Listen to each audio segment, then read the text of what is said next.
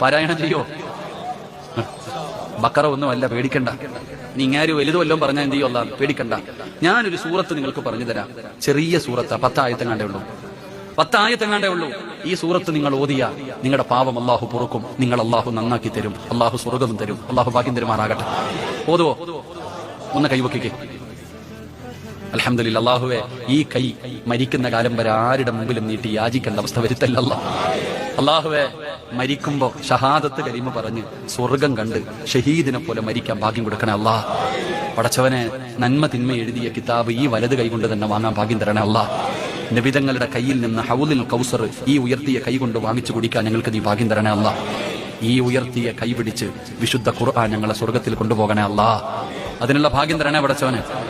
ആ കൈ വെക്കാത്തവനെ നീ നന്നാക്കണേ അല്ലാഹ്. ഞാൻ പൈസ വല്ലതും ചോദിച്ചോ?